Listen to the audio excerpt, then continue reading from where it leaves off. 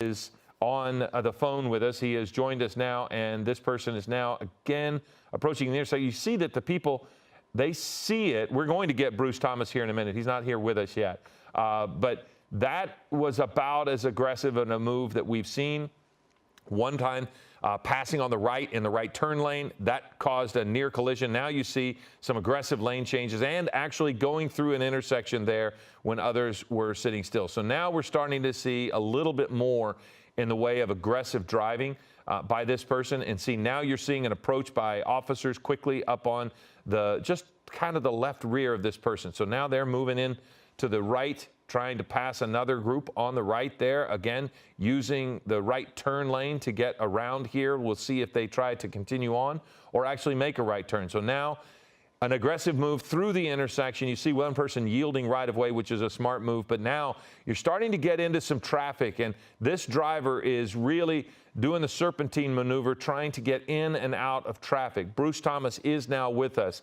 And Bruce, how do you approach this from law enforcement when the driver begins to change behavior, starts to act a little more aggressively? Well, you know, Philip, there's a couple of things to go on with this. We have a murder suspect in the vehicle. We don't know if he is controlling the driver and telling the driver to do. Is it an ally or is it a foe? So those are some big questions to deal with right away.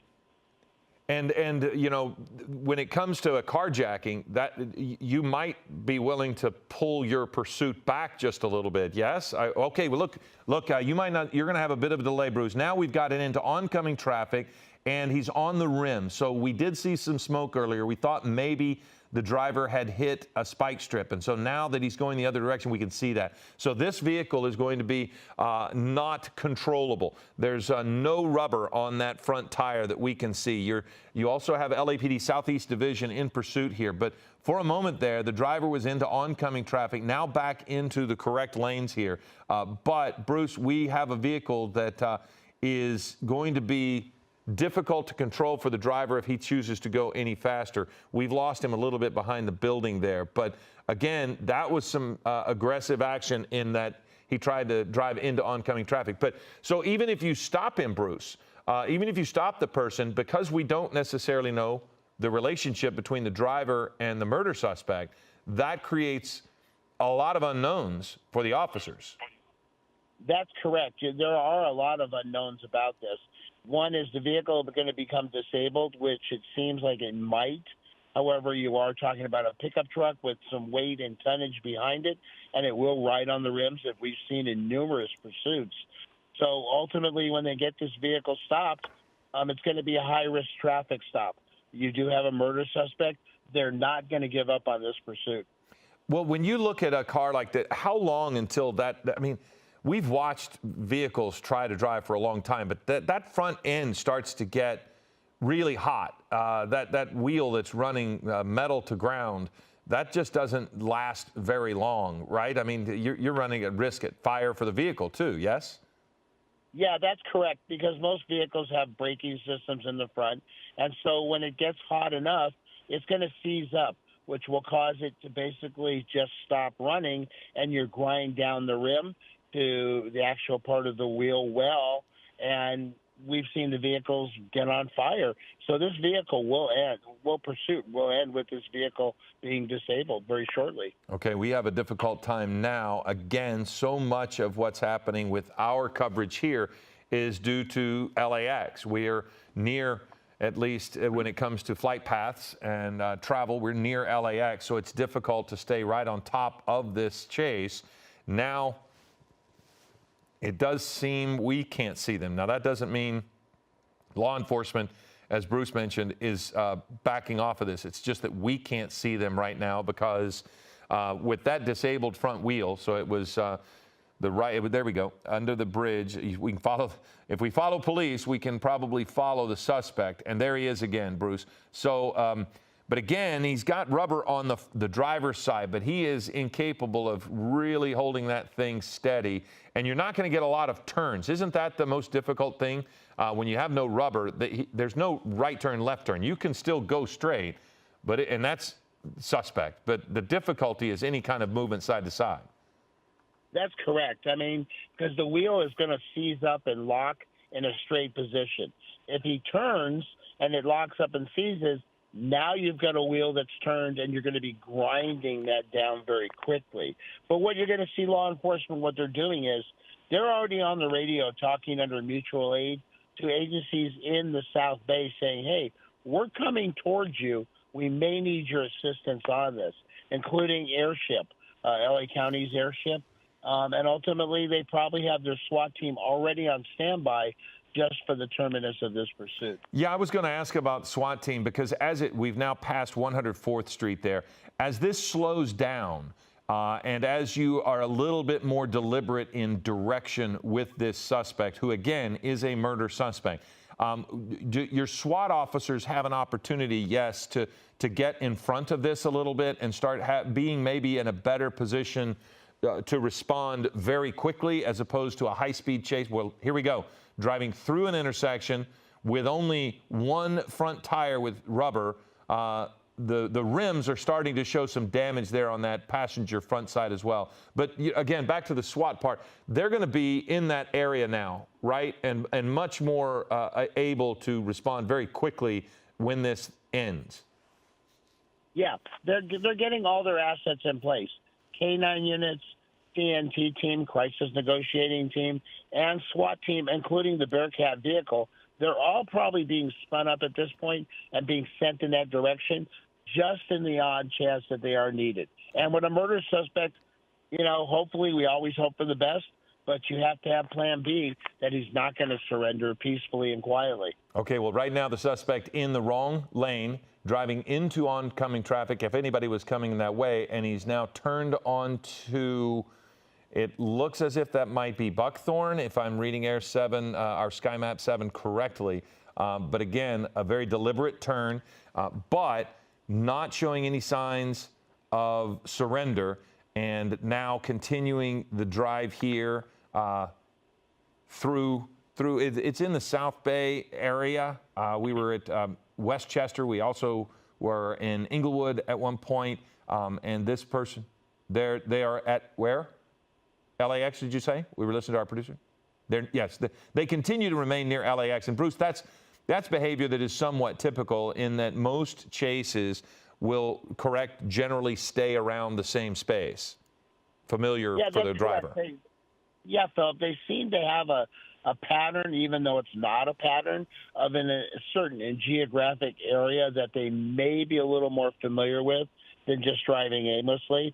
The police have run the registration on this truck to figure out where he or she lives, at least the registration address of the vehicle, and they're going to go to that residence also. And Bruce, if this is a murder suspect and there is the possibility, some reports out there that this person is armed with a rifle, that would eliminate the possibility of a pit maneuver in a traditional manner, yes? Because, you've got to be careful. You've got to make sure the officers are not at risk, surrounding public not at risk, and something like that. What would the procedures be if they knew this person had a weapon? Well, there are a couple of points that you bring into play here, Philip. One, if you do a pit maneuver and the driver is not an ally and he is just a hostage, now you've endangered their life. Also, with the pit maneuver, you've spun the vehicle out of control and it hopefully will come to a stop. Now you have an armed suspect, a high-grade felony armed suspect there, and you're putting those officers at risk. Right. Okay. So that is something that for viewers who might be watching, there are reports, there is the possibility that this murder suspect is armed. Officers are not going to stop pursuing, as you heard from Bruce Thomas, our law enforcement expert, but at the same time, there are a lot of variables that must be considered to protect the public and protect officers. So now we have another U-turn possibly here. And again, that would be traditionally a place where you might try a pit, but you don't want to necessarily do that if the person driving is a hostage, if that person has been carjacked. And Bruce, you made another very valid point. They've run the plates. They'll know with good certainty, probably, I would guess, how the suspect might be related to the driver if they are, correct? That's correct. They're getting as much intelligence as they we've can got them on that vehicle. Okay, it's almost as if this driver is probing and trying to figure out where they might go. Driving into oncoming traffic again now, and again, seems to be on La Cienega Boulevard, and it's near freeway exits. This person is likely not going to get back on the freeway, I can't imagine, without having any rubber on that front right tire. We do know that this person ran into somebody near National when they were driving National and Imperial. We said, I got to note that we didn't see it, but we did see this person kind of bump somebody when he was passing on the right. Kind of ran into somebody who was trying to make a right turn before you had joined us, Bruce. So the person has a couple of incidents where they've run into other people on the commute here, on this chase, on this pursuit. But right now, the person just seems to be continuing to poke and prod and look for different ways to not get pinned in, to keep moving. And here we go through another intersection. That was at least with the light. But the way this guy is driving, this person is driving, it is really without purpose. This is the shot here on the right that I was speaking of. They ran over a spike strip somewhere along the way. It also could have been, I suppose, when they ran into something.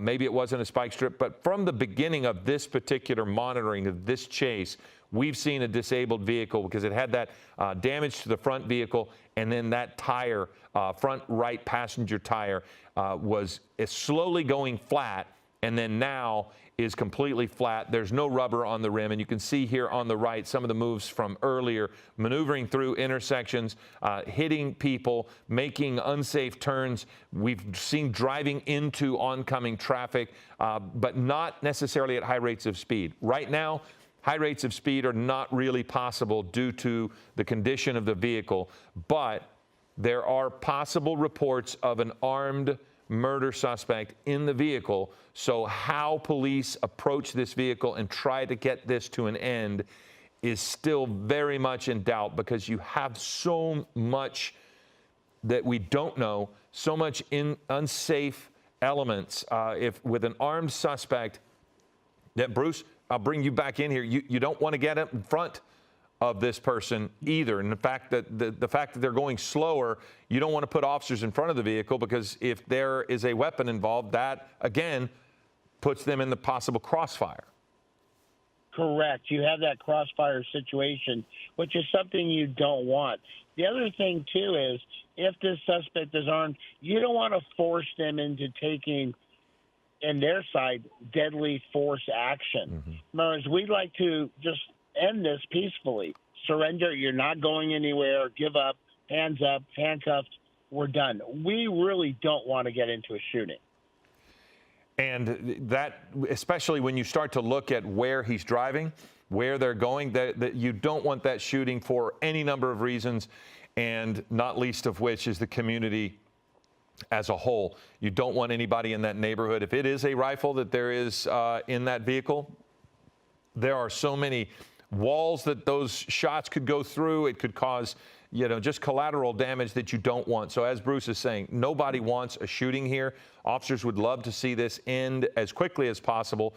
Clearly, this is going to end because that vehicle is disabled and is going to get further so. The longer this goes, the more you can almost see. If we were on the other side from Air 7, you could probably see. I'll bet you that it is nearly a broken axle at this point, because he is really listing in that right side direction. So he may have lost. We saw the hubcap start to deteriorate. So the rims are going to even get further and further damaged. It's just going to grind itself down. And eventually, as Bruce mentioned, you could turn that wheel and then all of a sudden the entire steering mechanism is locked. Bruce, I've seen the front tires buckle underneath and just, break off completely. So this vehicle is not going to be going for very much longer. Right. That's correct, Philip. The other thing, too, is he seems to be hanging in the Westchester area. So they might be flooding the area with units, maybe to lay additional spike strips down. Yeah, because then if that other side goes, or the back tires, loses the back tires, then the propulsion area is going to, the forward movement is going to be more difficult. But again, still driving with a lot of traffic in the area, and that just creates so many other variables that are dangerous. And again, here he is now driving, it looks like, on Century Boulevard. And again, almost all of this near the airport, which affects everyone, also affects law enforcement. Bruce, what does the law enforcement helicopter do when it comes to the airport? I mean, I know they're flying a bit lower than Air 7 generally would fly, but they're not allowed to go into the flight path either, are they? That's correct. It is restricted airspace by the FAA, and so even law enforcement, as with press helicopters, are barred from entering that area because of the flight operations of the airport. But what we have seen, we did see there are some additional units that are kind of funneling this suspect vehicle, saying you don't make a right turn because there's a police car there. So they are maybe trying to funnel him or her, we don't know, into a certain area where they can deploy additional spike strips. It looks as if he might be heading into the arrival area of the airport. Bruce, I mean, if they're actually requesting that the terminal be closed, because I can imagine if this person is a murder suspect, if this person is armed, if this person is desperate, I can't imagine law enforcement wants him getting into one of the terminals. That's correct. They notified the LA Airport Police.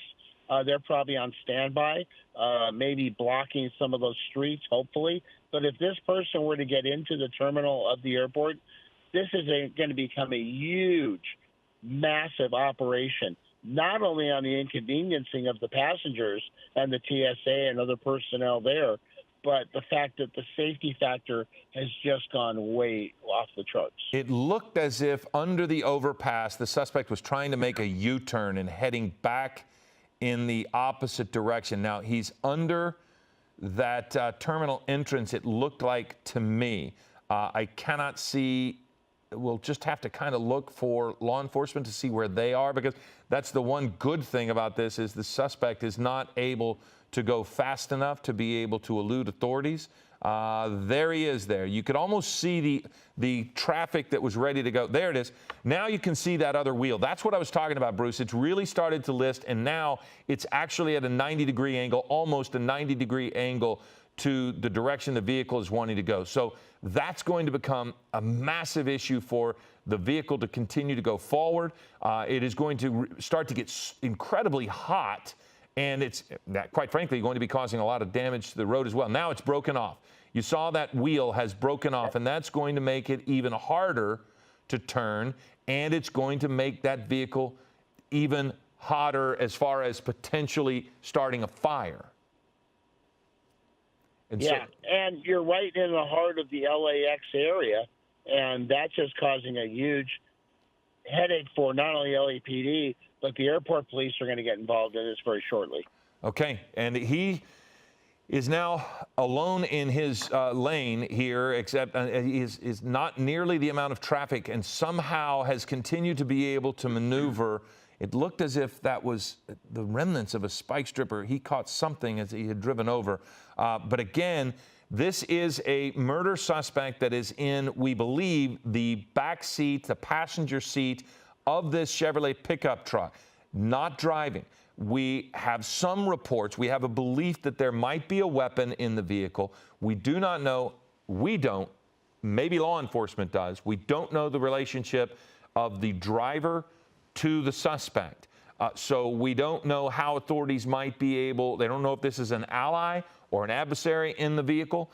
So that is going to be a very challenging part of this as far as what we can think of for police, because if they don't know, if it's a carjacking of some sort, that's going to create a very, very scary situation for the driver. If it is an ally, Bruce, they would likely, if they know that, oh wow, now we've had damage. Look at this. The vehicle is trying to force his way through, and now we're under that overpass. People are going to try to get out of the way. You saw that vehicle just drive. That is an expression of the desperation, it seems. Okay, so now you've got somebody opening the door. That is a person opening the passenger side door. The vehicle is virtually disabled, no right wheel, but law enforcement right behind. So we are now going to see what's going to happen as the person had a car door open. Somebody is backing up here. They've bailed out, and now they're on the run. They're trying to get into another vehicle, and they have. There are two women running away from the vehicle. Now we have a different pursuit. The suspect, it seems, has jumped into that vehicle, maybe had been communicating with that because that person backed up and opened the door and got in. The two women ran away. So this now looks like some sort of accomplice in this SUV. So the vehicle was disabled. Now you have another vehicle on the run with a murder suspect in the vehicle, possibly assisted by another person who pulled up. We saw them backing up. They may have been in communication on the phone, somehow trying to get in touch with them. We saw the door of the passenger side open. And so now we're going to possibly have one set of law enforcement going to try to get the two women. There were two women that we saw leaving. Now you've got a suspect who has another vehicle, and they are on the run. So this is a different kind of pursuit now. Instead of a disabled vehicle that we thought might be a chase that could soon come to an end, we now have another vehicle, high speeds here near the airport, trying to elude authorities, and this suspect now driving into oncoming traffic, going through an intersection there. We don't know if it was against the light, couldn't quite see that. But now you've got a very, very real problem here. Bruce, how does this change for law enforcement? If you're back to square one, you're chasing a healthy vehicle which has not been spike stripped, does not have any disabling factors, and you're basically chasing a new vehicle. So it's starting over. But now do you treat the suspects in this vehicle differently? Because now you have somebody who backed up and picked up this person. So do your tactics change as far as trying to end this? Because now we've got a suspect who just blew through a stop sign, went into oncoming traffic, and the community is at high risk. Yeah, you are chasing a high-grade felony suspect who obviously has shown a wanton disregard for stopping, ending this, the safety of his life, the public, the police, everybody involved. So I would think if law enforcement gets a chance, they are probably going to try to do a pit maneuver on this vehicle, as they did not see the suspect with any kind of rifle. Yeah, at that point, the person, we don't know if there was a handgun, but yeah, you're right. The person just ran, and you could actually see that they were not taking a weapon. So now you see an aggressive move by one of law enforcement coming up quickly on the left of that SUV. That person now weaving in and out of traffic. Again, this is at La Brea and Arbor, and the suspect getting through that intersection. It is a green light, but navigating through that congestion, and now again trying to elude authorities, and police are quickly back on this suspect, and we're coming through another green light, but turning on the right there and going down onto La Brea. So again, back in the same general area, passing another little minivan there on the left into oncoming traffic and aggressively trying to get away. So it looked like that was an intersection of Tamarack and Kelso maybe, but it looks as if we're on Tamarack. So this suspect continues to blow through stop signs, which creates a real problem for anybody who might be driving that commute. Here at about 12:53, you see some people just out and about. So lunchtime folks who, we're spring break, there might be children out and about. But this suspect has really changed the dynamic of this chase. At first, we didn't know if this was maybe a carjacking and taking these two people hostage, or if they somehow were helping. But somehow this person into oncoming traffic, now going around the vehicle that got stuck in the middle of the road into oncoming traffic here. We can't see ahead necessarily, but this is really incredibly dangerous. Now back into the proper lane. We're Manchester and South Prairie, and this suspect, high rate of speed, but the driver is not the suspect. They are now. They're part of this now, but the person authorities were immediately looking for was the passenger of a Chevy truck. This vehicle, if you're just now joining us, backed up when the Chevy was disabled and got this person, picked up the suspect, and took him off. So we do have some word here that two suspects who bailed out earlier are now in custody. It says the driver carjacked a Mazda that they're still chasing. The two women we saw running, that's important, out of the Chevy, they are in custody. They're called suspects in our note.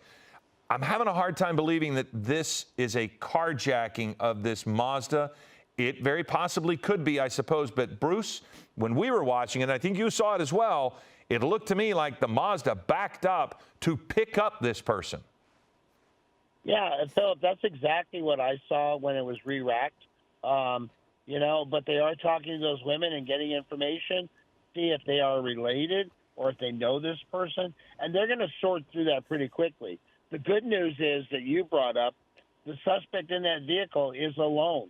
There's not anybody else in that vehicle, which means law enforcement can be a little more aggressive. Okay, so now you've seen there on the right what Bruce and I were talking about. This person running directly up to that vehicle that backed up to them. Now, our word here, some of our notes, they are calling it a carjacking. So I think to Bruce's point, there's so much to be sorted out here.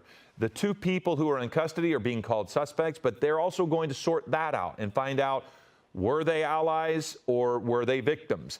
This now is a very interesting case. This Mazda SUV that is on the run, aggressively driving, and that is where the suspect jumped into the back seat of this vehicle when that vehicle had backed up and apparently had stopped to pick him up.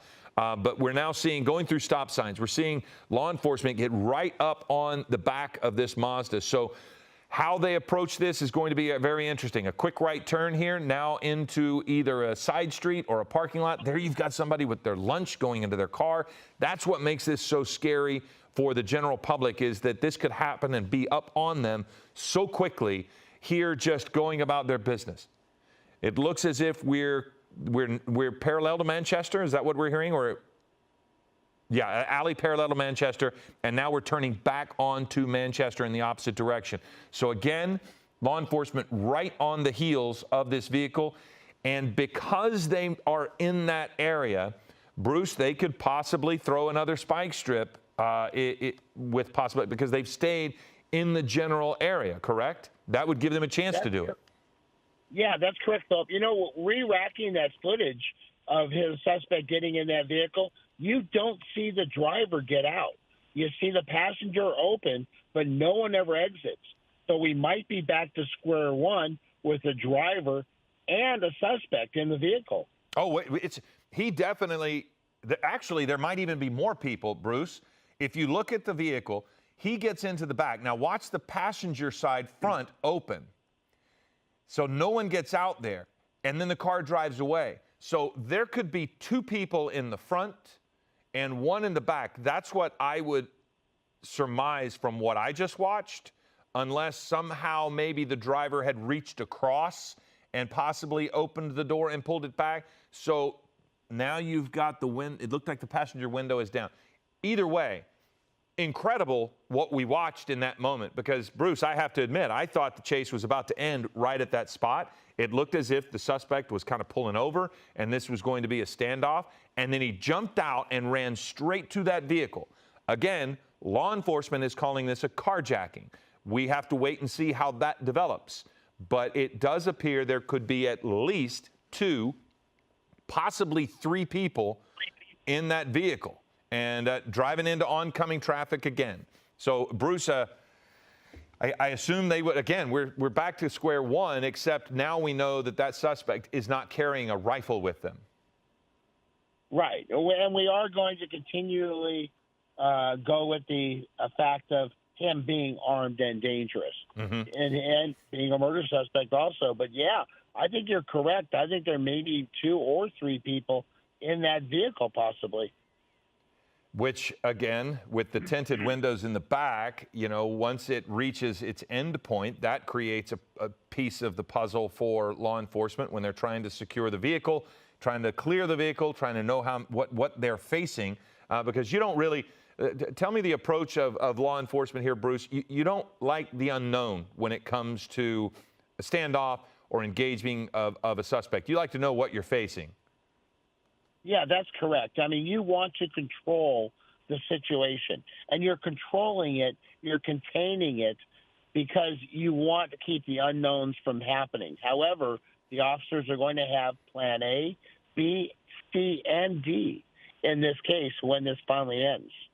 So I'm going to ask our producer as we're talking. I was just told they were surmising 2 people in the car, but is that 2 people in addition to the suspect, or is that 2 people total? Because as Bruce and I were saying, it doesn't look as if it's 2 people total. It does appear, okay, we're told that they are approaching this as 2 people in the car. Now you see another move here to try to go through the traffic congestion, getting into the turn lane, going around. So we'll figure out the number of people in the car as we go forward. That seems an odd circumstance, Bruce, but I'm going to go with what they're saying on the scanner and what authorities are saying is possible.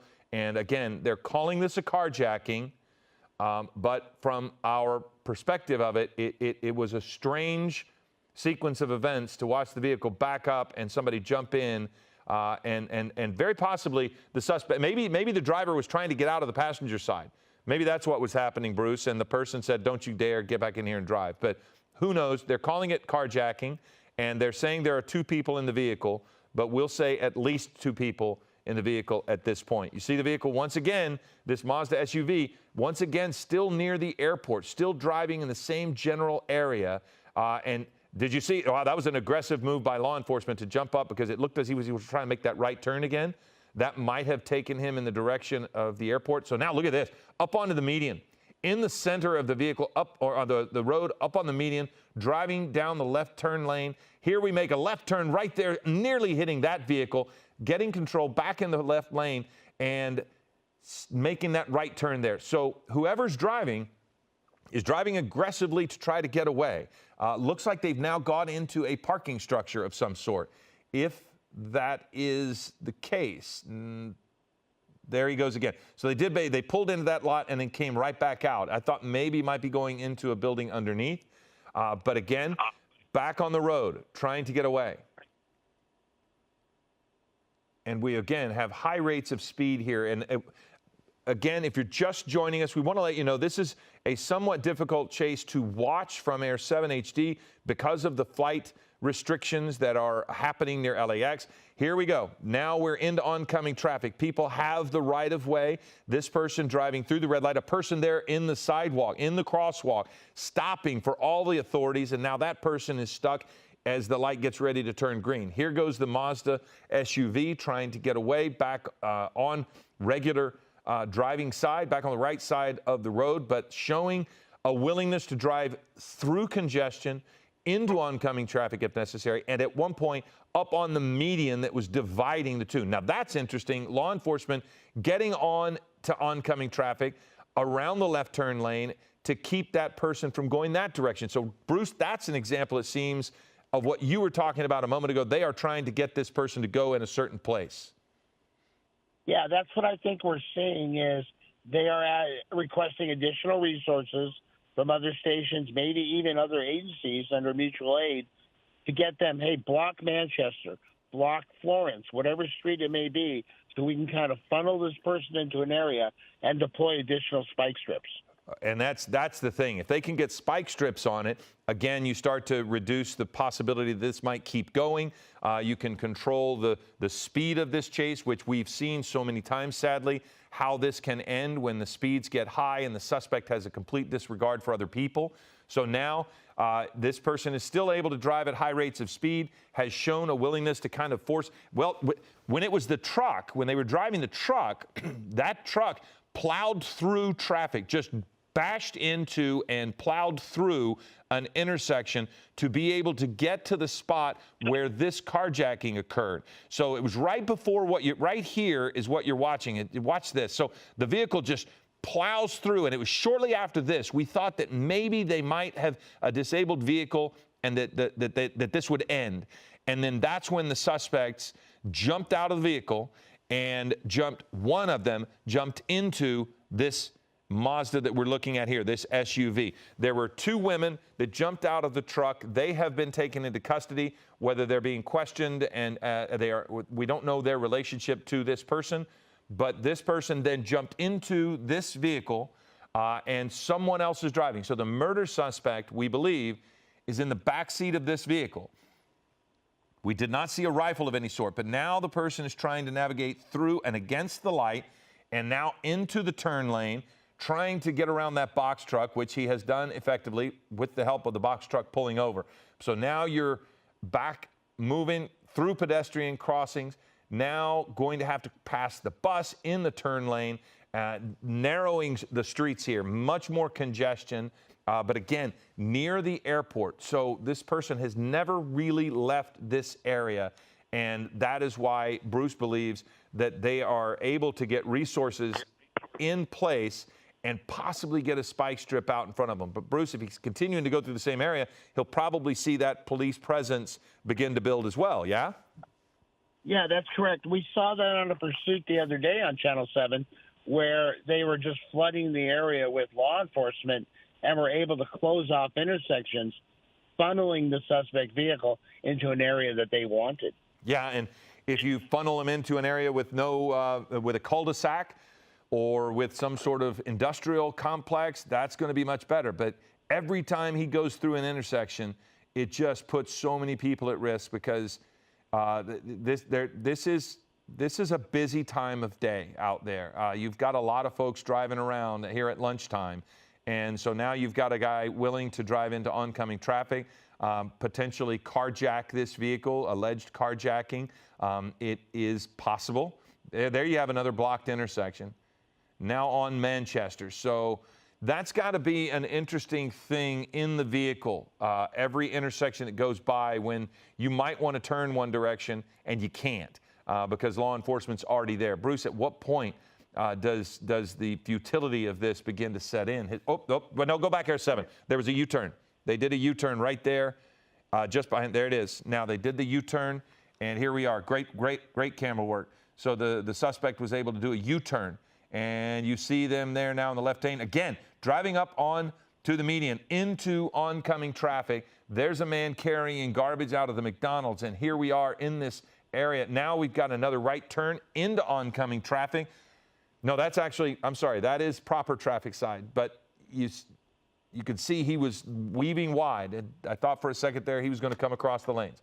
So here we are on a street, looks like Main Street, coming up on 86th.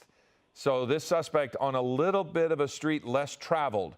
So this, we don't know if this is an opportunity for a pit maneuver. We can't really see the speeds at this point. They look to be between 50 and 60 miles an hour. But now into that left turn lane and weaving a little bit. That might have been a spike strip. Bruce, is that probably what the suspect did, turned into the oncoming traffic? Okay, so they... I think that's what they saw, and that's what the maneuver caused. So they are getting to display spike strips in and around that area. And now you see going through a crosswalk there again. You start to wonder about schools and parks and areas of kids that are just out and about here on spring break. It's Good Friday. Now you see possibly another maneuver to avoid, but driving into the turn lane again at 98th Street and Main into the oncoming traffic lanes. Looks like there's some damage to the front of this vehicle too. So now we see on another side street, and it looks as if, that was going to try to go down that alleyway there. And so now we see trying to navigate a street that in many cases you don't have room for two people to go by because you've got so many people parked on the road, and it's usually an exchange of opportunity for traffic to and fro. Now we've got another quick right turn going down a street, and it looks like they're approaching another main street here, which is going to Century. That's Century, crossing Century, and then making a left turn. And then now we're bound on Century, back onto one of the main streets there. And here we go again. But we've seen opportunity for law enforcement, and they have taken it to deploy spike strips here and there. At this point, the person has been able to avoid that. Bruce, I mean, again, we're still trying to figure out the relationship with the people in the vehicle. So they're probably going to gather that information as they can run the plates on this vehicle, yes? Looks. Have we lost Bruce? No, I'm sorry. I lost you guys just for a second. Okay, sorry about that. But again, same story as the first. You run the plates on the Chevy to find out the connection. You're going to run the plates on this Mazda as well, correct? And find out if there's a relationship here, if this indeed is a carjacking, because that's what it's called. Correct. Also, you want to find out where the registered owner address comes back to. which may be in the area that we are at. We're told that this is a female driver, which there were 2 women that got out of the Chevy.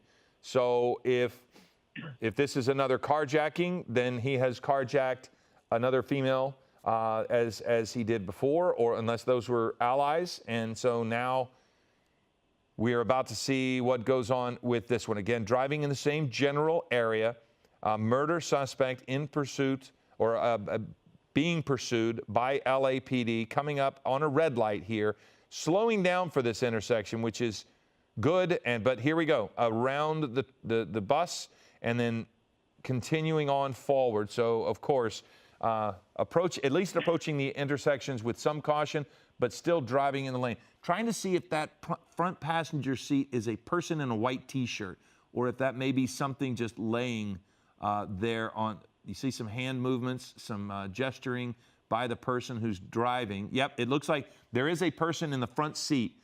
And if I'm remembering correctly, the person who was on the run was wearing T-shirts, yes? I can't remember if they were wearing a white T-shirt.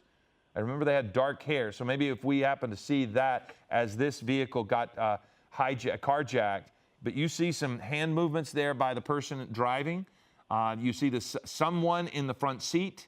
And when we re-rack, we'll see exactly what the person was wearing and see if it's the same, if the suspect has moved from the back. No. So, okay, we have a black shirted T-shirt in the back. We have a white shirt T-shirt in the front with the woman driving. So, Bruce, I'm back to thinking there are 3 people in this vehicle. Yeah, Philip, that's a great observation, and I would concur with that. As the suspect was wearing all black, he got in the rear. So you have a driver, a passenger, and then a rear passenger, the suspect. So I think that does kind of force law enforcement to be not as aggressive as a solo vehicle suspect. Well, you also have a person on the phone. So you have the driver, who is said to be a woman, on the phone. And if perchance, if Mike and your conjecture is true, that somehow the person in black contacted this person and they picked him up, then this person could potentially make a phone call for another exchange to let this person have another vehicle to get out of there. Because as we've all seen, when you stay in the same community, wow, a person on a bicycle nearly hit by the Mazda coming through there. And there's a pedestrian right underneath Air 7 as this person is driving through. So the general public is at risk with this driver. But we don't know what's going on with this chase. This is being called a carjacking, but the front seat is occupied. The driver is on the cell phone, and the murder suspect we saw jump into the vehicle is dressed in all black, and we believe they are in the back seat. So there could be 3 people in this vehicle. We are told by authorities it's only 2. Now you see another turn right in front of the vehicle. But you see the damage to the hood. So Bruce, I mean, you have to treat that as a possibility, right? That we've seen this person jump out and get into another vehicle. Now we see the driver on the phone. You have to assume that there's the possibility this might happen again. Yeah, Philip, you're 100% correct. The other thing, too, which might be happening, is maybe they're trying to negotiate a surrender. This could be a relative who isn't the murder suspect, and this could be a mom or an aunt or a sister who's saying, yeah, I'm in this vehicle. We want to stop. We want to surrender, but we want no harm to come to our relative. Okay, well, now we're approaching the 105 freeway. And at this point of the chase that we've watched, this person has not gotten onto a freeway. They've continued to drive surface streets near the airport. Okay, now the person appears to be off the phone, both hands on the wheel that you can see there. But that could mean the cell phone was handed off to somebody else. Bruce, you make a great point. This could be hey, we want to surrender, but this is where we want to do it, and this is how we want to do it. It could be anything. And it could also be, hey, I want to help in this other way. We just don't know. And that it's just an odd chase, Bruce, in that we thought it was almost over. And usually, Bruce, when we see a carjacking, there is some manner of resistance by the person being carjacked. Here we go, into oncoming traffic, through another intersection, and back on the move again without hitting anything. That's good. But usually there's some manner of resistance, whether it's I opened the driver's side door and tried to get out or something. And that's what was unusual to me about this, is that the only door that opened was the passenger door. The suspect jumped into the rear of this vehicle, and without anything, the passenger side closed. We saw the two women running away from the Chevy truck. That's usually the behavior of somebody who is being carjacked, is they just want out of that vehicle and they might run away. So it's very odd to me to have seen what we saw, where there was no resistance at all from the people inside the vehicle. They stayed there. This person ran straight to the back seat, got it, didn't open the front door and try to pull the person out, jumped in the back, and the passenger side door opened briefly and then shuts, and nobody even made an attempt to get out of that vehicle as those two women ran straight by. Those two women have been detained by authorities, and now we're looking at what authorities are calling a carjacking, but looked nothing like any carjacking we've ever witnessed here before. So now we see this Mazda going into the right shoulder, driving across railroad tracks, getting around any congestion in front. And again, here we go through an intersection, trying to make a decision to go right or left. Basically, it's just navigating those intersections. If I could have our producer say what they said in the ear one more time. Okay, so that's Imperial and San Pedro is the road that we're on. So Imperial is the road, and that is, a pretty easy road to drive. So we're getting a really good look into the driver who is navigating this, and we can see the white T-shirt person to her right. We cannot see into the back seat. That is where we believe the murder suspect jumped into the vehicle out after running away from the truck. So Bruce, this is at this point kind of just another chase at this point. And the officers are just trying to find a way to navigate them into where they can disable this vehicle, huh? Yeah, that's correct. Imperial Highway is a multi-lane, east-west street, mostly a commercial area. And as they continue further east, you're going to transverse into Sheriff's Territory, Maywood PD, maybe Vernon. And I'd be curious to know where this suspect is wanted out of, meaning what jurisdictional area. But to your point, Philip, this is unlike any carjacking we've ever seen. Most people, like you said, would resist, maybe speed up, maybe try to get out of the way. But in this case, this vehicle backed up, and they let this person get into the rear seat with no objections. Well, we now have a flat tire, Bruce. We've got the rear back tire that has lost air, and you can see it there very clearly from Air 7 HD. Well, that was a little bit of we can get a focus better on that one, but you could see it a moment ago very clearly. The back wheel is flat. On the driver's side, rear wheel is gone. So that means you're going to have the same type of thing that happened a moment ago in reverse. The propulsion will be affected, but this might be a front-wheel drive vehicle there, Bruce. I'm not. If Dave Coons were here, he could tell me. But in many cases, some of these are front-wheel drive, so maybe it won't affect it as much. But either way, it'll affect control. Yeah. That's correct. You're also you're dealing with a heavier tonnage vehicle, just like the pickup. It's a little larger SUV. I do believe this is a rear-wheel drive vehicle. So as that tire disintegrates, the rim disintegrates, it's going to lock up, and that may cause some issues with it being propulsed, being pushed forward. Well, authorities are going to, since it's fresh in our mind, I've got to think that authorities are not going to take for granted that it's been disabled. I would think that they will be very well prepared and ready in the event that this vehicle does stop, because it's happened once. We've seen the suspect jump out, run from one vehicle to another, and we've seen the driver of this vehicle on the phone.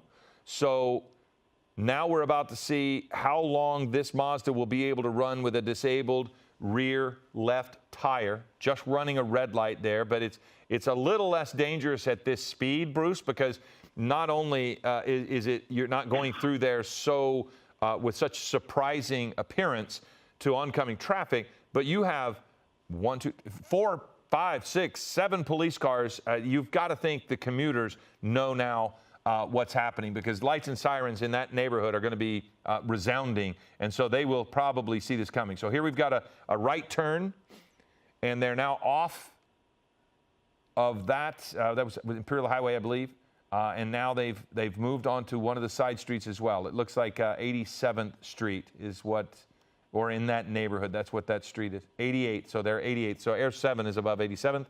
That is on 88, and so they are driving again. And in many of these little areas, these little side streets we've seen, there are speed bumps as well. So here we go. We have an officer in front.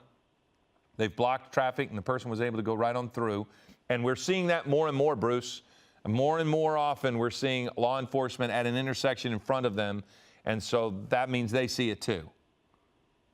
Yeah, what they're doing is they're letting, it's more of a public safety issue also, to block the intersection, to allow the suspect vehicle and the parade of police cars to get through safely, in addition to also funneling them into an area they want them to be at.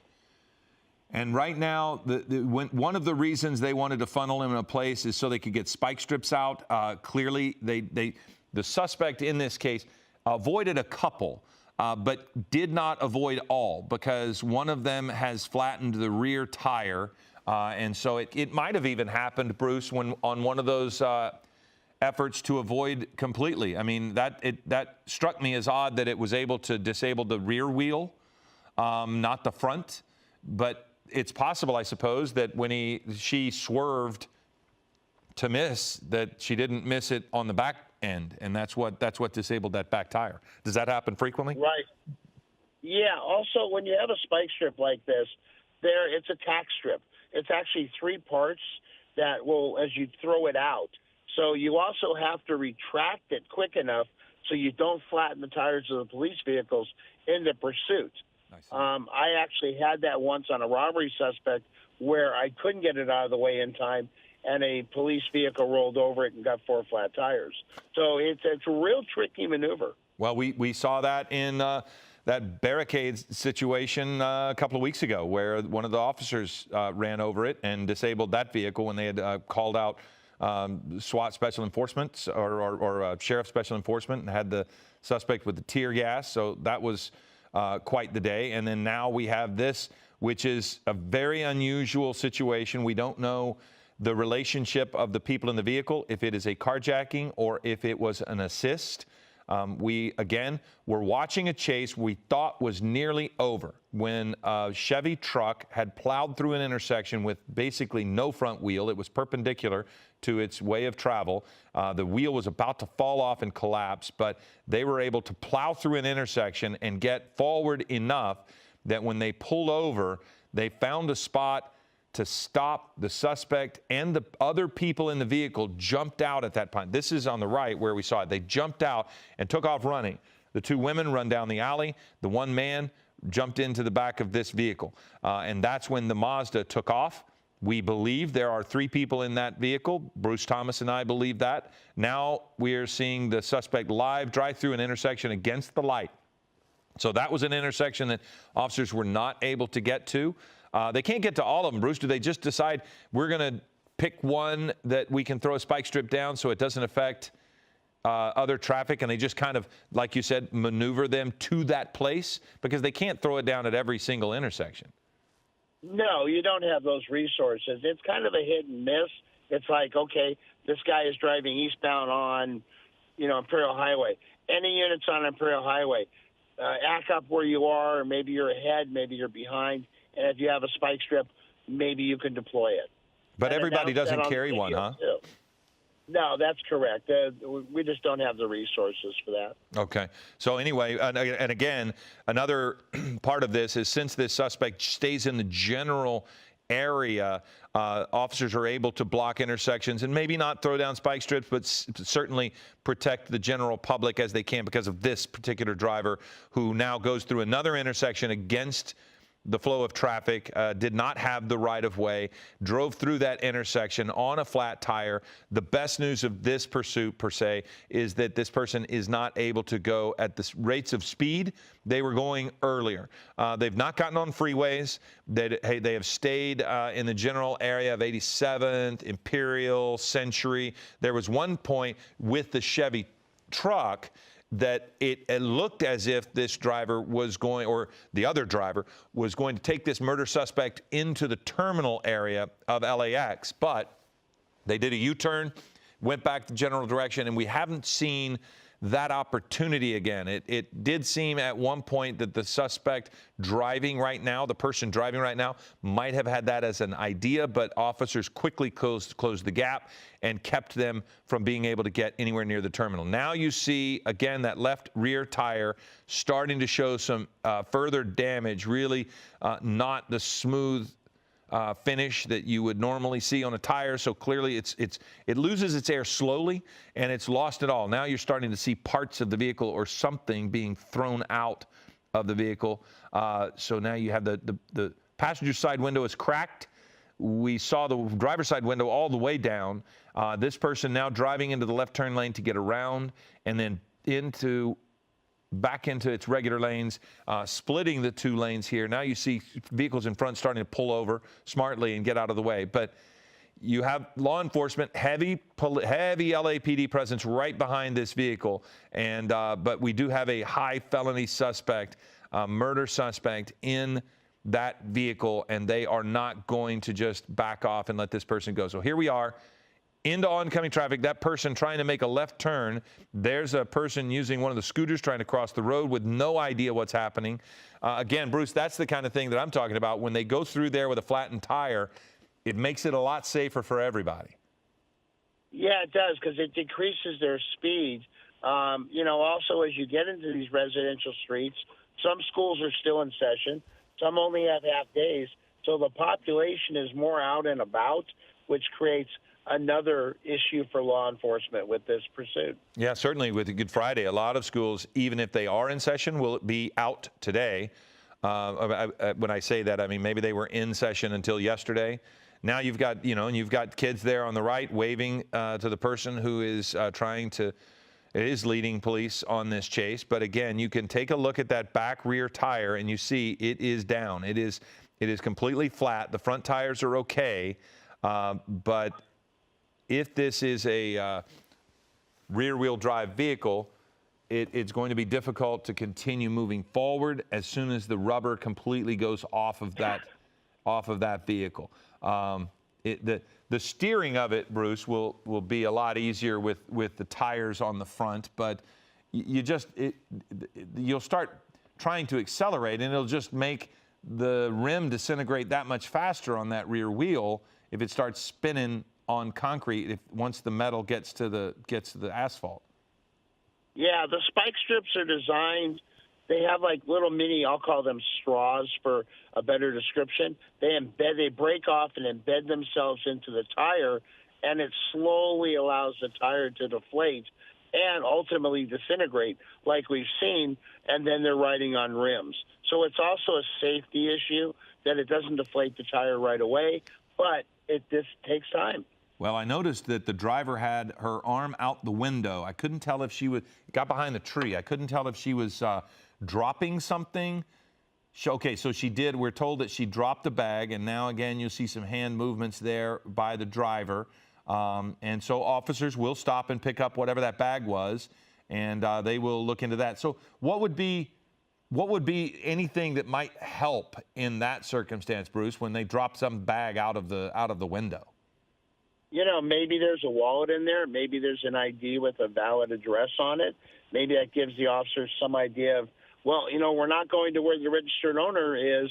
We're going to maybe this person's address to wait there ultimately, and maybe they're within this area, that the geographic area where the suspect's been driving.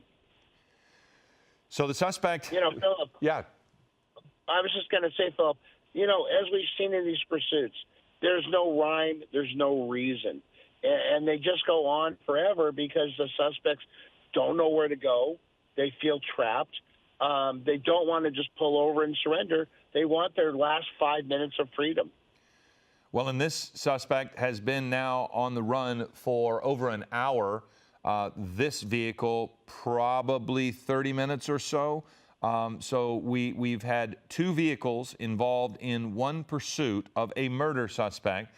And as Bruce mentioned, they're feeling trapped. This person is feeling trapped not only because of the heavy police presence behind, but Bruce, if you're a murder suspect and you're either out on bail or whatever, how will this affect your ability to get bail? I mean, you've now shown you are, it doesn't matter what the bail is. This person might be held in custody and they're going to stay there until trial. Yeah, typically most murder suspects, and we'll go with this being a murder suspect, will have what's called a no bail, which basically means there's no amount of money you can throw at the problem to get bailed out. You know, I think in these pursuits, law enforcement may have to be a little more aggressive. You know, maybe force the hand, you know, try pit maneuvers. Just say, hey, we're not going anywhere, so pull over. Let's end this thing. Come on. Yeah. And as we look here, you can start to you see that rear tire really start to disintegrate. 43rd and Hoover, it looks like now. That is probably Hoover. Is that? Or if anybody can hear where that street is. But anyway, back out on one of the main roads. But you saw those bumps. One more time. Okay, we're gonna. This is the video of the pursuit here. You see that's the weaving trying to get away. But we do think that might be where they got the spike strip at least into the rear tire. As Bruce said, just a slow, steady leak of air. And so now the person that is driving this vehicle has now you see the rubber starting to come off the back. If you look at the rear wheel on this vehicle, if we get a chance to, you'll see that the rubber is just starting to disintegrate now. Or no, it's the tailgate. Okay, the rubber is now damaging the bumper. So you can see that the bumper is about to come off because if you can imagine the tire is coming off in bits and it's some of it's still going to be attached and it's just going to be like a chain beating on the bumper there, and it's starting to cause damage to the back of that vehicle. And can't really tell there how much is there, but that's got to be unsettling, Bruce, inside the vehicle to start hearing, oh, okay, there's a lot of rubber that came off. So now you have pretty much nothing on that rear tire. If they did want to do a pit, Bruce, it's a lot easier when the vehicle is disabled in this manner, yes? Yeah, that it is. As parts of the vehicle start to disintegrate and fall off, you're able to get more into the frame, more into the wheel well, more into the vehicle axle area, so the pit maneuvers become more effective. Mm-hmm. But you still see so many people coming out to see what's going on. You see kids there on the sidewalk walking along. It looks like that is a church. You see a lot of vendors there on the sidewalks, and you're wanting to pick the proper place if you do try that. And of course, part of this is that this is called a carjacking right now.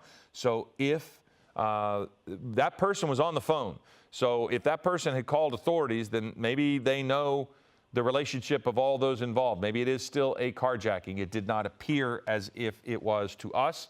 That is what law enforcement is calling it. So we believe there are 3 people in this vehicle. They have refused to pull over, driven through multiple intersections, come into oncoming traffic. We've seen this driver go up onto the median to try to avoid traffic. Now we see, again, driving into oncoming traffic in the left turn lane, and now going through an intersection, breaking up a little bit. Can't tell if they had the green light, but they still went through without stopping. A little cautionary, but part of the caution is due to the instability of the vehicle. The driver cannot control this vehicle as if it were a perfectly good car. That was a recharged car. Is that what you called it? What would you call it at the beginning, Bruce, when they jumped out of the disabled vehicle and jumped into this one? They had a new vehicle, so to speak. Yeah, it was basically starting a pursuit from square one. Yeah. You know, Philip, what's interesting is with the first vehicle, they stayed around the Westchester, LAX area. With the second vehicle, they've gone further north toward the downtown area, south of that. So that leads me to believe that this whole thing may have taken place in that area. There we go, Air 7. You got a little bit ahead there. And because, and here there's a stop sign. Yeah. Generally speaking, in most of the chases we've done, the person likes to get into familiar space in the sense that maybe they think they can get out, run, hide, go to a place that they know. So maybe this driver has moved into an area that the driver is familiar with, or it's possible that the suspect has forced them to go. But it's still, it's still so risky for the community, and it's difficult. They speeding up a little bit. It's difficult to get them to stop because of the danger to the community. You can't just pit when all these commuters are around. I mean, Bruce, a lot of people could get into an accident if this person is pitted in the wrong spot. Yeah. The other thing, too, that, they did studies on pursuits, and there are a lot of third-party uninvolved pursuit accidents, meaning it's not the police, it's not the suspect vehicle, it's people trying to get out of the way, people that are gawking at the incidents, and they end up getting in accidents.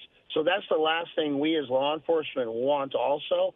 But also, to your point, the pit maneuver has to be done in a wide open operational area, meaning a multi-lane roadway, ideally with no cars parked on either side, no pedestrians, that kind of thing, in order to do a pit maneuver. Well, we've seen now the suspect here navigating through a space, and even though our signal was breaking up a little bit, we saw two pedestrians in the crosswalk crossing appropriately, and this suspect went around on the right, and they had to stop to avoid getting hit by a car, that's the big worry that we have had throughout this whole chase, because it's not been on the freeway. It's been on side streets and surface streets, and it's been on Century, and it's been on Hoover, it's been on Imperial, but it's the biggest worry beyond the worry for law enforcement, because they are chasing a murder suspect, which initially we thought they might have a rifle, but it's to the community, because this person, wow, that would have been a great place for one, Bruce. So just pulling off of Vermont, now you've got a couple more speed bumps in front. So yeah, it has always been, along with this chase, a danger to the community, Bruce, because there's just so many people out and about, and this person has been on these types of streets throughout. And Philip, that is part of the pursuit policies of all departments. They have to give certain factors to the watch commander, who ultimately makes the decision to end this pursuit, cancel it, or let it go. One of the conditions they ask for is road and traffic. What are the speeds?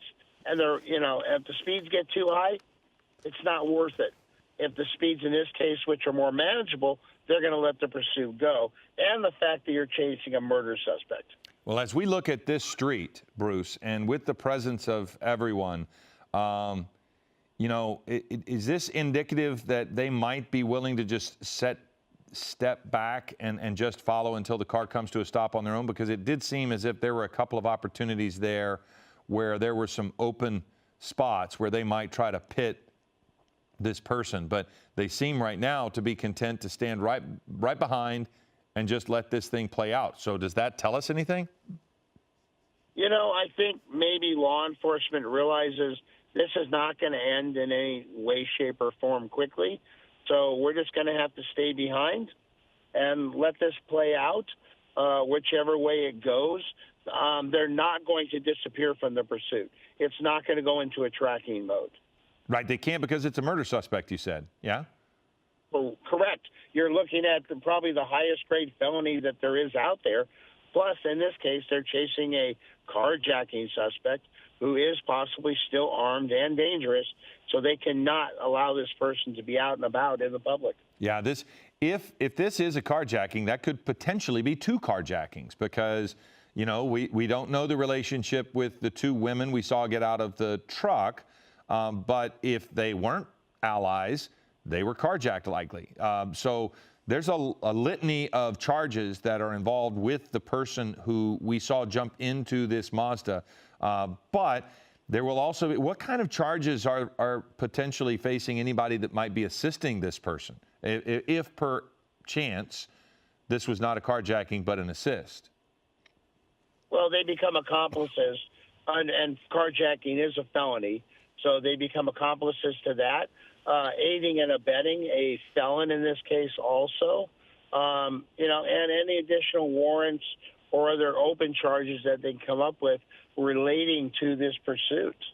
Well, we see what's happening here now, because this is a slow speed chase now. We had a moment there where we lost behind the trees, and it took quite some time before the vehicle came out from the other side. So cautiously going over the speed bumps.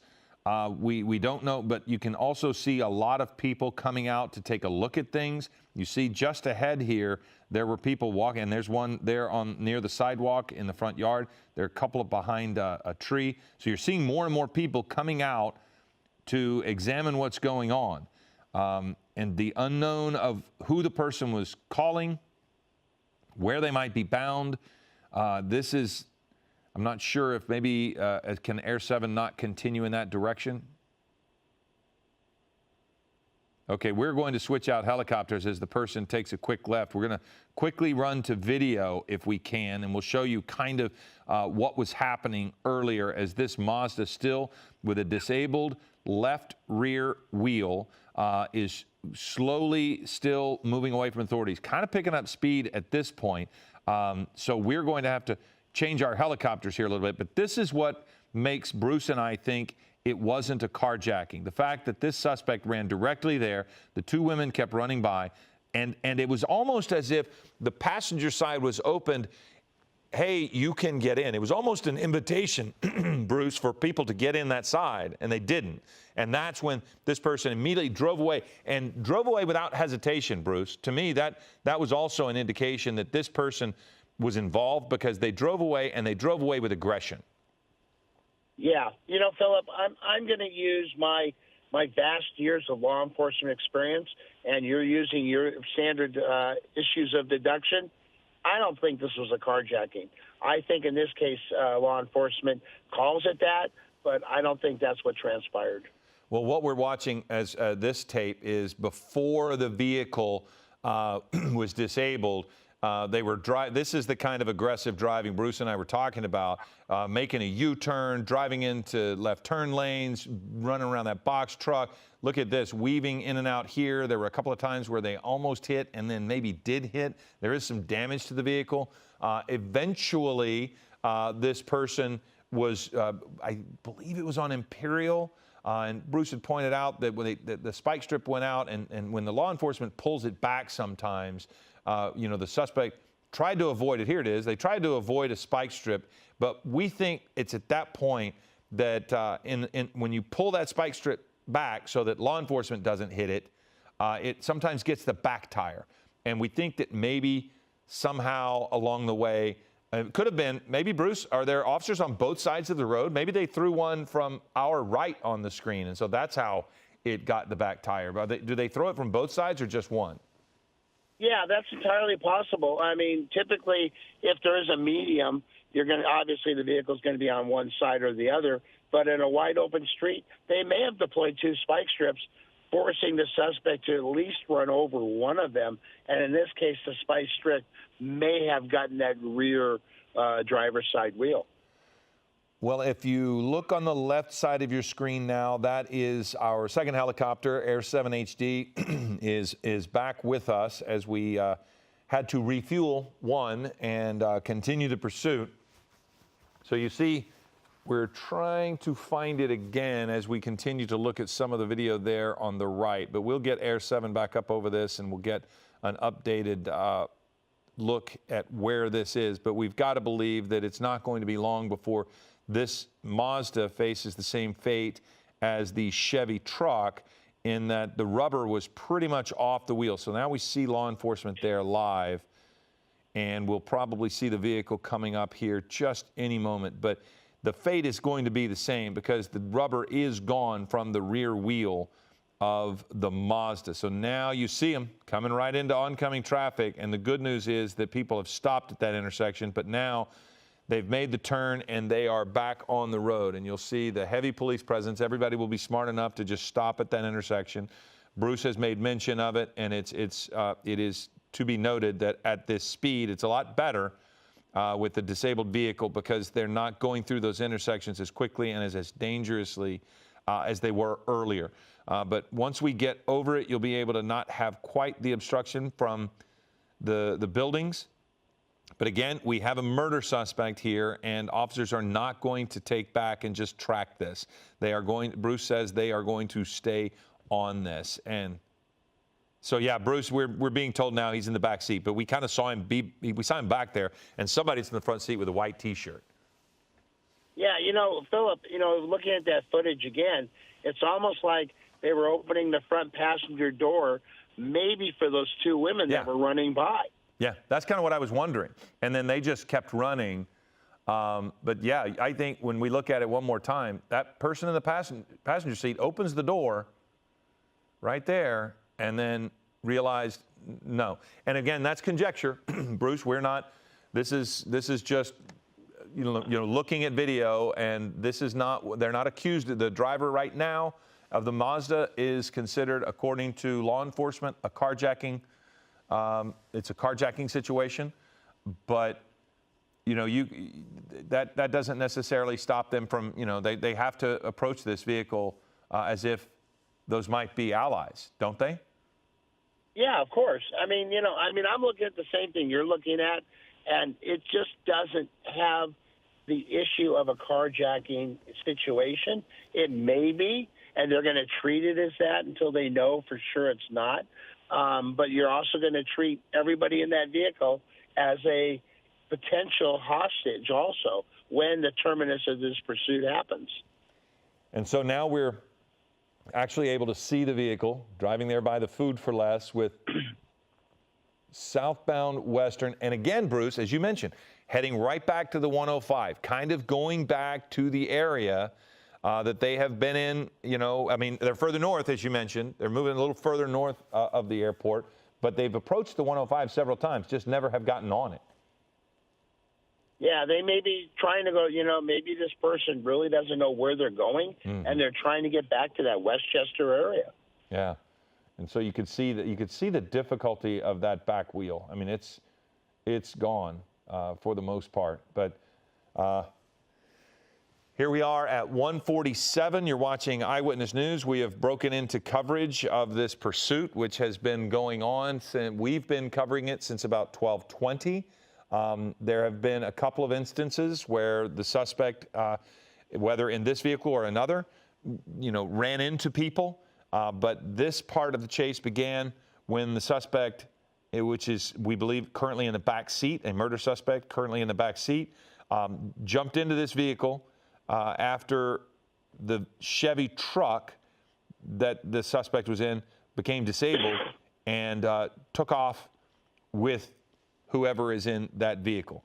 And as Bruce mentioned, you have to treat them as carjacking victims, but they will also be treated as potential allies. You see another person coming out, taking video there at the intersection. Not a wise thing to do, but the speeds are such that you can see it coming.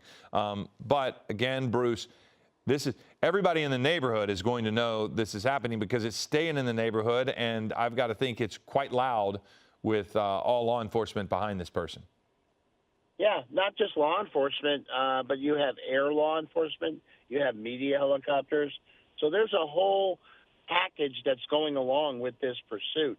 And people on social media, it's being put out, they know where it is, and they want to participate. They want to see this. Wow. Obviously, we don't advise that for safety's sake, but it's human nature. So here we go now, crossing the median in Gardena area and then back over. And so now you have the suspect again driving into oncoming traffic. You see a couple of pickup trucks on the other side moving out of the way. Bruce, when I see a law enforcement officer follow the vehicle into oncoming traffic, is that to maybe alert people ahead? Because maybe the lights and sirens are easier to see. Why? Or is it a tactic so they can, if they make a left turn, they can stay on them? Why would officers do that as well? It's multifold, as you're touching on. One, whenever you're driving code 3 with lights and siren, you do have to obey the vehicle code. However, you are given latitude to be on the wrong side of the road when you can do so safely, as it does shield the officers from any kind of fiduciary responsibilities. However, also, it is to keep the suspect within knowledge of, we're right behind you. We're not going anywhere. What you're doing is maybe unsafe, and we're doing it as safely as we can, but it's also maybe to, as you said, alert oncoming traffic, because you're going to see the lights flashing blue, flashing red before you hear that siren. That's just the way sound works. So that's probably what they're doing also. Okay. Well, you saw this. I'm shocked that this person is able to continue maneuvering as quickly as possible here, but there is no rubber on that back tire. You saw law enforcement at another intersection that this person went through, so it is certainly possible that there's another spike strip coming up. I mean, that would fully disable the vehicle. I believe. Did you say Marine? Okay, so we just went past Marine, and officers again are right now seem to be letting this person drive as they will, to not put pressure on the person to be any more unsafe than it has been to this point. But they're certainly still right behind. So now we're going into the left turn lane, passing people who are just sitting there waiting on the lane. Now that's Redondo Beach Boulevard, passing on the right for somebody who wanted to turn right. Now back over into the left turn lane to go through an intersection. So here we go, and it's dangerous in the sense that there's no rubber on the back tire. Now they'll be able to steer better, but they won't be able to have their forward momentum as controlled as normal. But again, crossing Redondo there, going around traffic, left turn lane, and then back over. So now switching back over and not going into that left turn lane. So it looks as if when they approach the intersections, Bruce, it's just they'll do whatever they need to do to get through the intersection and not have to stop. Yeah, that's correct. What we haven't seen are some police vehicles trying to get ahead of this to deploy a spike strip. You're on a nice, even course of a street that they seem to be going straight on. So I'm surprised we haven't seen that yet. But they may be coordinating that to get some additional spike strips down, maybe hoping that spike strip can lock up into the wheel well area and disable this vehicle quickly.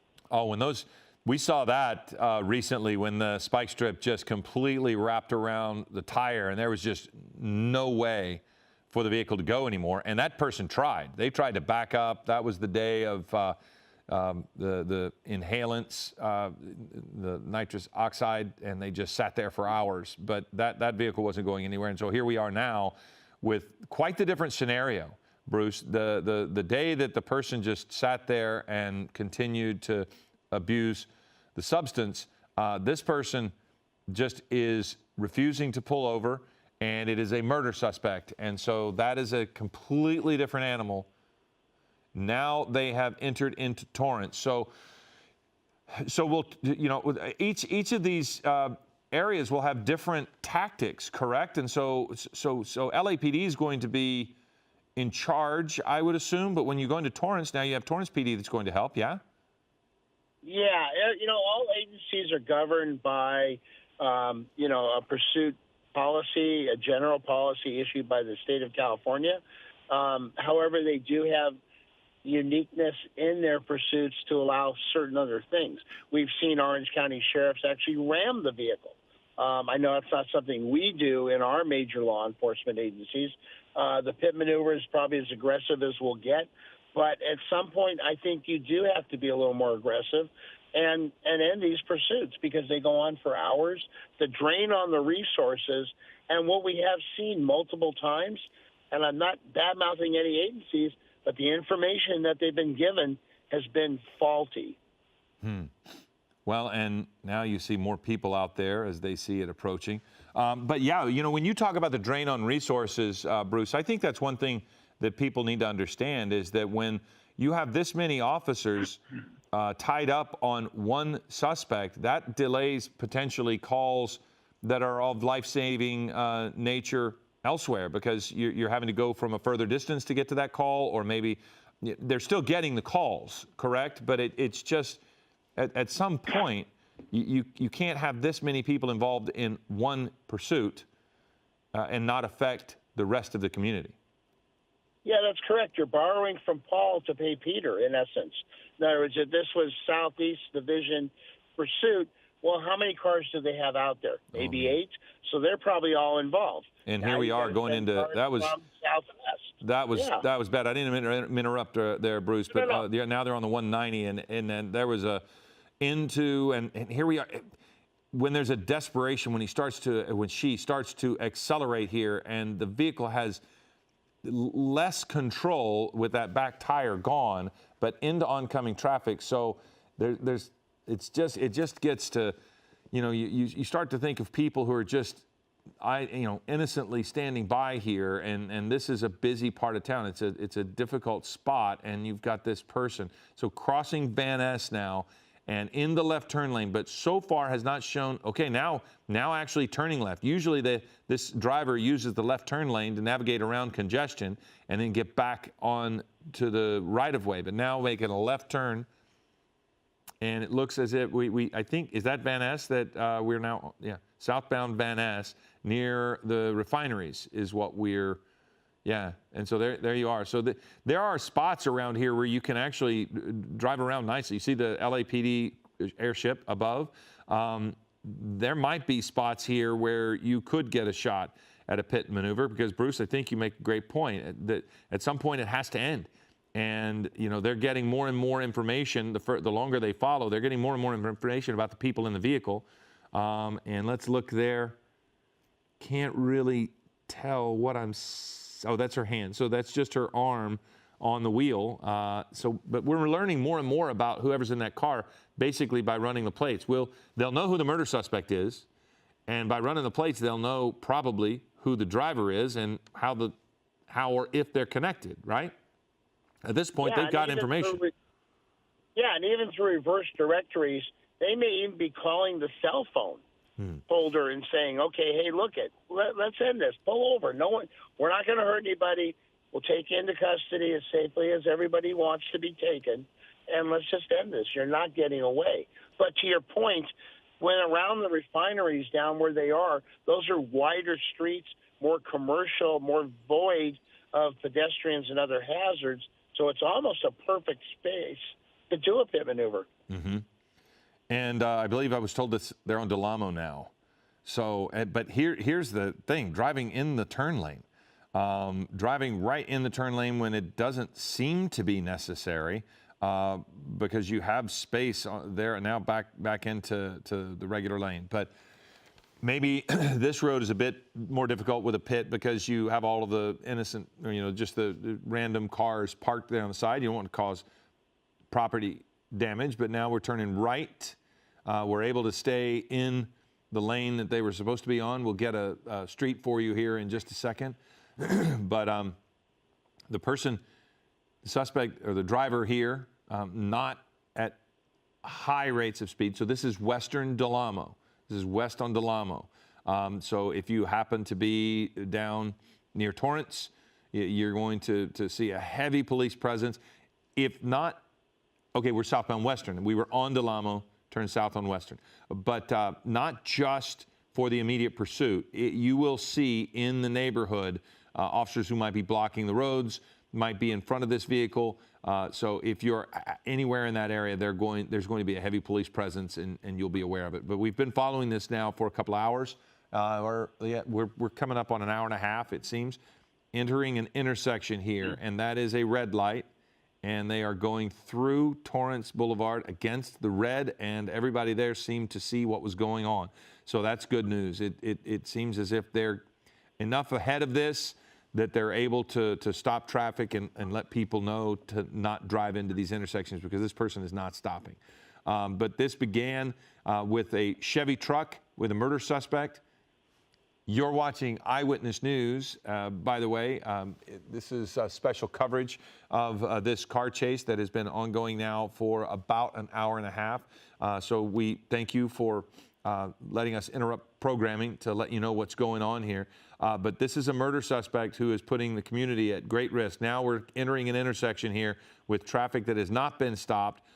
So that's Carson, and through the intersection, two people in a crosswalk with no idea what they're looking at, and about 6 or 7 LAPD cars right behind this person. And so they have continued to elude authorities and drive erratically, certainly into oncoming traffic when necessary. Approaching another intersection here, looks like they have the right of way now, or at least the vehicle's stopped.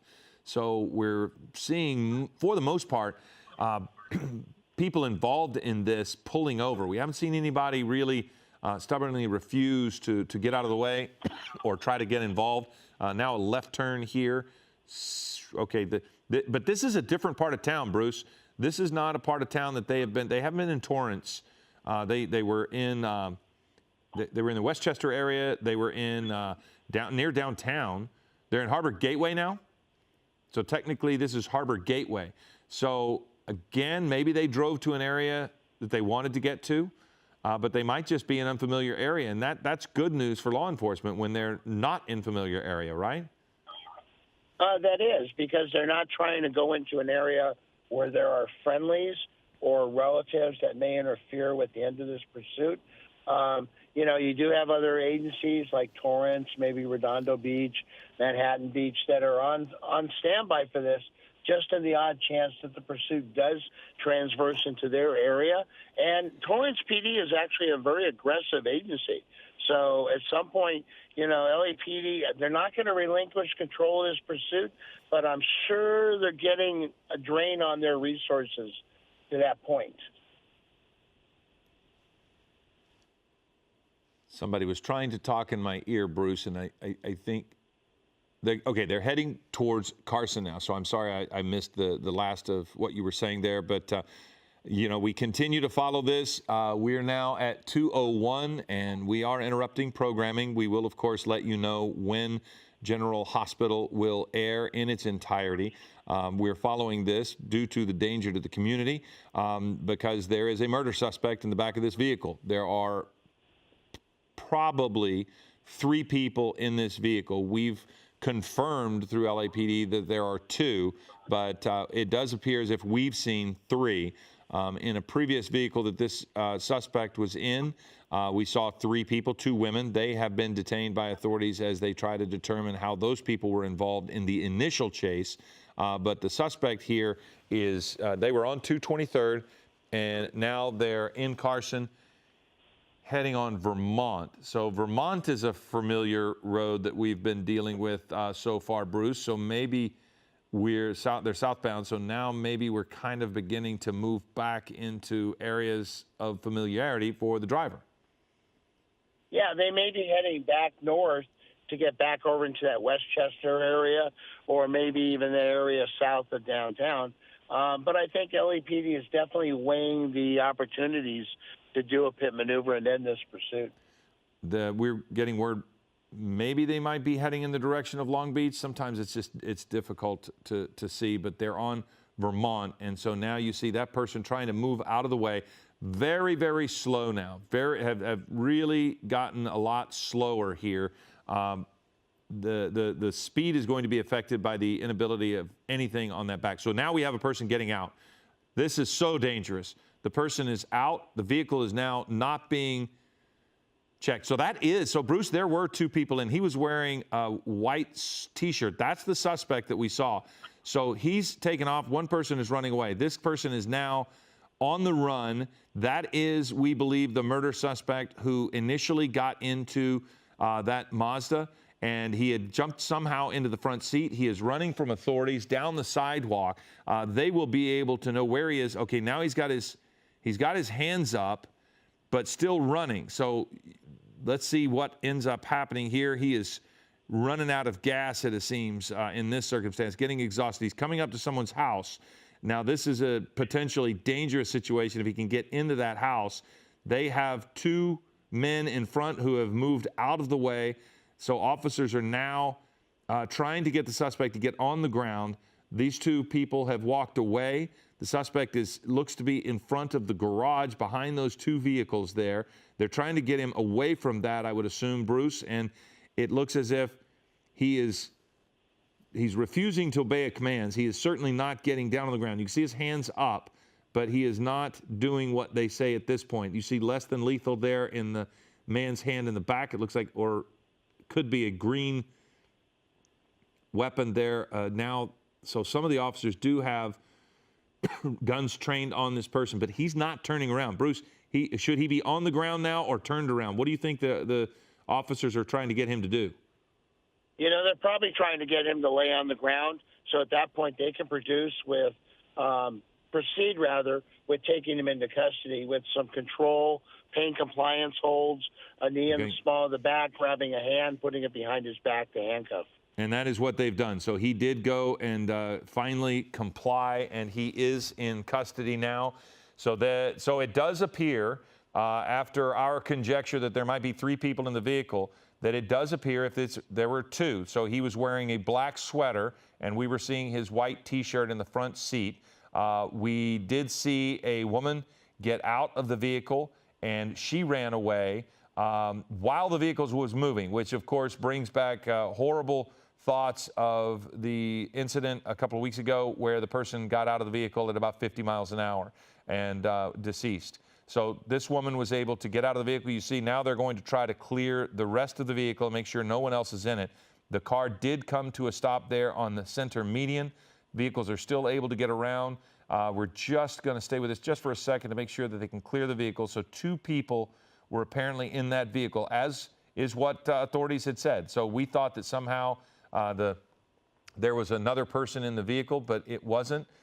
There were 2 in there. 1 ran away, and we do believe that person was probably taken into custody by authorities. They jumped out of the car while it was moving, both the driver and the person we believe who was a murder suspect. So at 2:06 now, I believe we'll probably wrap this up. So we're going to wrap this up and let you watch General Hospital. You see that the murder suspect is in custody. They will sort through all of the charges this person faces and any potential charges that might face the driver of the Mazda and the 2 people that were in the Chevy truck. So make sure you're with us for Eyewitness News at 3 o'clock. We'll give you details on all of that. I'm Philip Palmer. Thanks for watching.